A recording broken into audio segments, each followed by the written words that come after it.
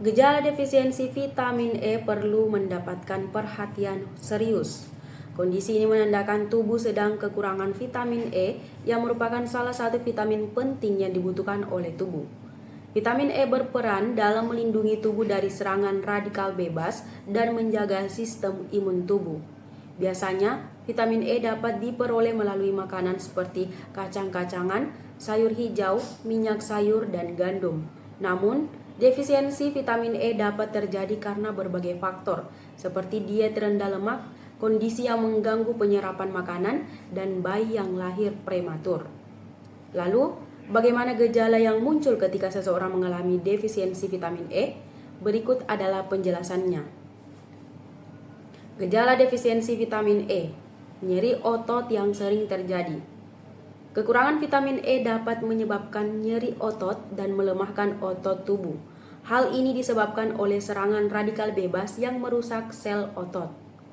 Vitamin E berperan dalam memastikan membran plasma yang merupakan komponen penting dalam perbaikan otot dapat berfungsi dengan baik. Mudah sakit dan lambat sembuh. Kekurangan vitamin E juga dapat membuat seseorang lebih rentan terhadap penyakit dan memperlambat proses penyembuhan.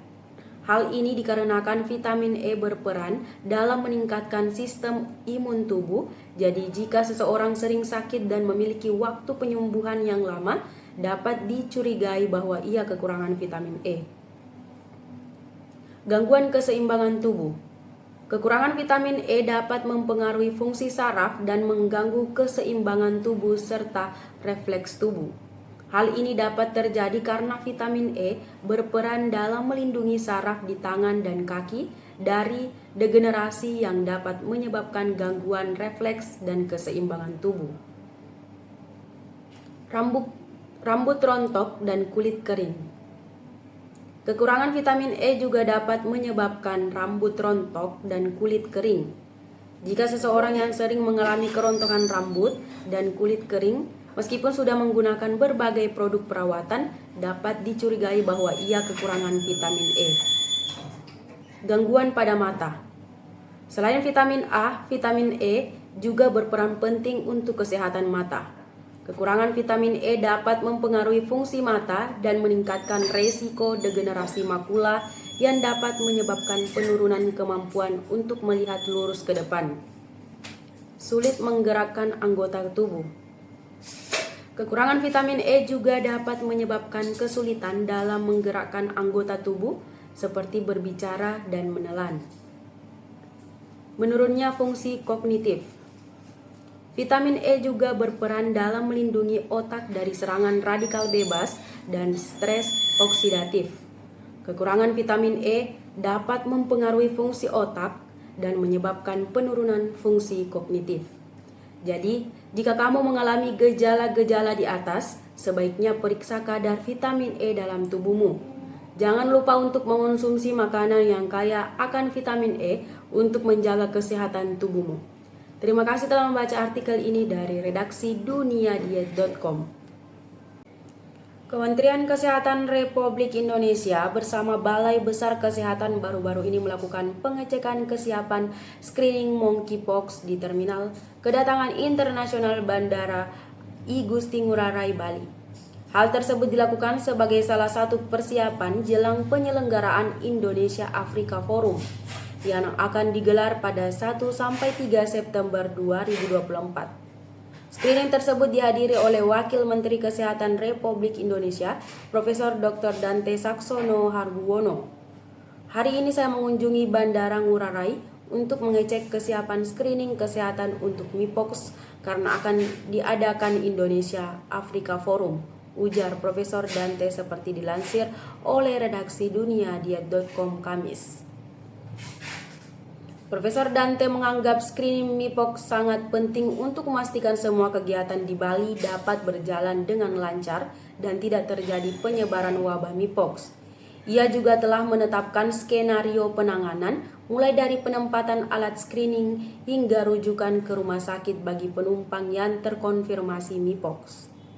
Kami bersama Balai Kekarantinaan Kesehatan telah menetapkan skenario screening termasuk penempatan alat screening, ruang PCR, kuesioner, dan proses rujuk ke rumah sakit, ungkapnya. Proses screening MIPOX dimulai dari jalur kedatangan internasional. Semua penumpang akan melewati thermal scanner terlebih dahulu. Jika suhu tubuh di atas 37,5 derajat Celcius terdeteksi, maka akan dilakukan pemeriksaan ulang menggunakan thermal gun. Para ahli mengungkapkan bahwa gaya hidup yang dijalankan dapat mengurangi kemungkinan terjadinya komplikasi hipertensi, baik selama maupun setelah kehamilan. Direktur Layanan Kebidanan dari Mayo Clinic, Juli Lampa, APRN, CNM, menyarankan untuk mengurangi asupan natrium dengan memilih makanan sehat seperti buah, sayur, dan biji-bijian utuh. Lampa juga menekankan pentingnya bergerak dan berolahraga minimal 150 menit per minggu untuk mencegah resiko tekanan darah tinggi selama dan setelah kehamilan. Kenaikan berat badan selama kehamilan adalah hal yang normal dan diharapkan. Namun, mempertahankannya dalam batas yang direkomendasikan dapat membantu mengurangi resiko hipertensi yang lebih parah, ungkapnya seperti dilansir oleh Health pada Rabu. Lampa juga menekankan pentingnya menjalani pemeriksaan kehamilan secara rutin dengan dokter kandungan, mengikuti anjuran dokter, dan segera melaporkan jika terjadi peningkatan tekanan darah. Dia juga menyarankan agar para wanita hamil berusaha untuk rileks dan menerapkan pendekatan holistik dalam merawat diri, terutama jika ada kondisi yang meningkatkan resiko kehamilan.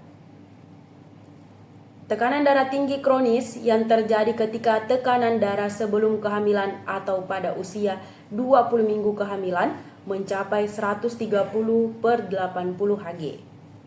Dapat meningkatkan resiko terjadinya hipertensi gestasional dan komplikasi seperti preeklamsia. Jika tidak ditangani, kondisi ini dapat menyebabkan pendarahan, stroke, dan masalah kesehatan lain setelah melahirkan. Bahaya sedot lemak perlu diketahui agar dapat lebih berhati-hati dalam melakukan prosedur operasi ini. Meskipun sedot lemak telah menjadi prosedur operasi yang populer untuk menurunkan berat badan secara instan, namun terdapat resiko yang harus diketahui sebelum dan setelah melakukan operasi ini. Sedot lemak merupakan prosedur medis yang dapat menghilangkan sel-sel lemak secara permanen di area tubuh tertentu untuk mendapatkan bentuk tubuh yang diinginkan.